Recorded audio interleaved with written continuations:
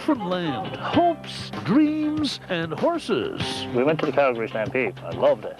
I like horses. There you are. A couple of $100 for you. We meet Prince Edward Island's Sand Dollar Ambassador. Enjoy your stay on the island. I was there at 7 o'clock. And a Manitoban celebrates his Métis heritage. For the buffalo. Okay, here we go. We're on the move, we're on the go, we're on the road again. Come along and share with us the stories of the land. We're gonna drop in on a neighbor and visit with a friend. We're on the move and on the go, we're on the road again.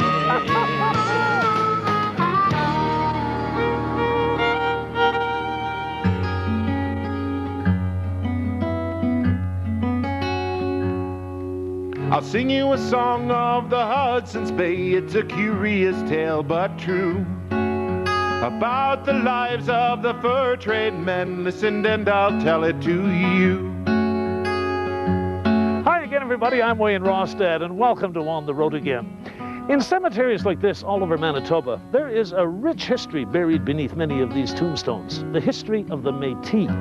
Our first guest tonight is determined to bring that history back to life, and he's doing it through his music and his art. All it is left of those long ago lives are these overgrown, tumble-down stones, where the names of forgotten fur trading men lie buried along with their bones. A lot of history here.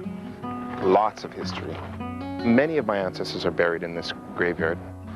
Strolling among these old stones, musician Ted Longbottom can trace his Métis roots back 8 generations. There's a resonance that I feel walking through these areas, and a connection I feel to my ancestors. In fact, my original ancestor was just buried up here. This is his headstone over here. His name was John Peter Pruden, and he was a chief factor for the Hudson's Bay Company, which is kind of like the president of the company. He was a very prominent citizen in the Red River Colony. Ted's forefathers were fur traders, a heritage he proudly celebrates in his music. My father was an Orkneyman, a fur trade man was he. My mother was his country wife, a woman of the Cree. And I was born to the fur trade life in 1843. I'm Cree, Ojibwe, and English. And my music it's a mixture of immigrant and Aboriginal music. My ancestors all worked for the Hudson's Bay Company. They came from England. And so I have that tradition to draw from, along with the Aboriginal tradition. And so my music is something I like to call, actually, Canadian music is what I like to call it, just because it's something unique to Canada. My name is Gordy Ross. My age is 33. I'm a trippin' for the HBC. My work is hard and dirty. The music I come from, the Métis tradition, has been going on for hundreds and hundreds of years. And that's basically what I'm trying to do, is I'm trying to celebrate the Aboriginal contribution to Canadian history and present Canadian society. Do you guys all know what a buffalo is? Do you know what a buffalo is, you guys? Yeah? Well, in the old days, the Métis used to hunt the buffalo, and the whole Métis community used to go out looking for the buffalo. Ted grew up here on the Broken Head Ojibwe Nation Reserve, his home for 27 years. And as soon as they spotted a herd of buffalo, they would sneak up on the herd, downwind of the herd, so the buffalo couldn't smell them. But unfortunately, the hunters could smell the buffalo. Now, whenever he comes back for a visit, he makes it a point to spend time with the local kids. As soon as the hunters were close enough, they'd all fire their guns in the air. I play a lot for young children. I tell many stories about our history. The buffalo would fall down dead. Like the Hudson's Bay Company, the history, they always talk about the governor of the company and the governor's wife, or George Simpson.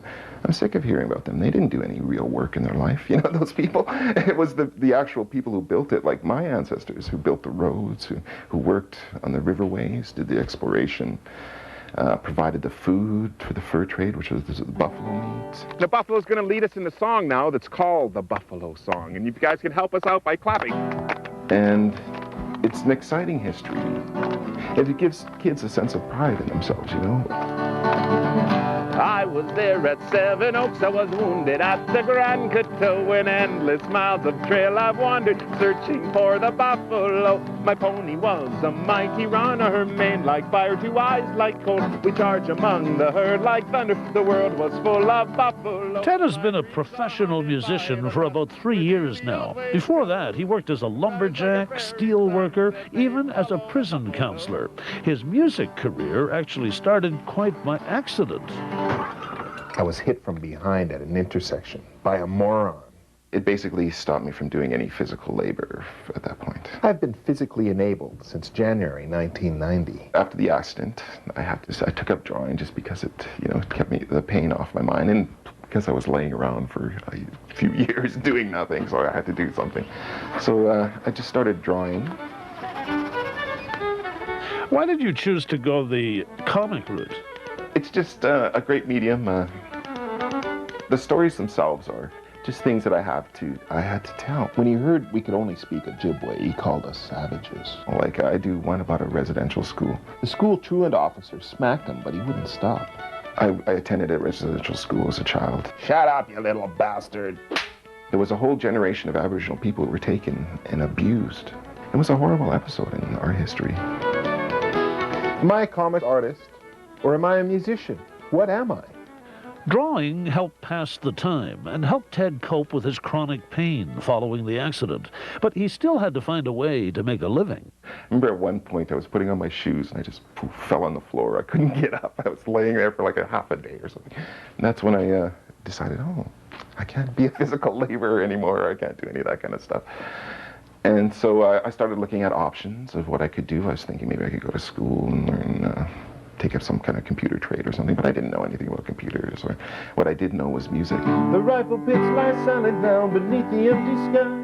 An old man face down in a bloody shirt. And I did know that I had some resources in the music, in that my uncle Greg was a great writer. Broken promise trampled in the dirt. Now remember, we changed that, right? Searching is reaching now. So we have this great simpatico going together. Dying, or your fingers reaching. Try it again. Okay. The fingers of a dying sun are reaching. What I'll do is I'll write something, and it'll be kind of mediocre lyrically. Yeah, that's better. That's better. But the melody will be there.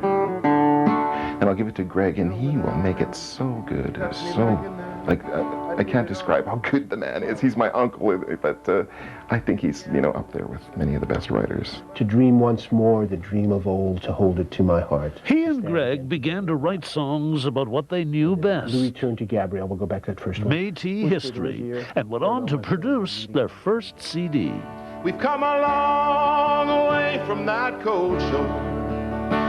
We've traveled a hard road and long, and there's some that are taken to glory, and some are condemned to fight on. It's weird, I still have chronic pain from the accident. But I'm actually grateful for the accident, because it's changed my direction in my life, and that I had to make my living as a musician. And it hasn't been wildly successful, but it has been a hell of a lot of fun. Like the traveling and everything. It hasn't been wildly successful yet. Her only son's name was Henry George Bunn, a boy still too young to shave. Now along with her dreams and her joy and her love, he sleeps in an unknown grave.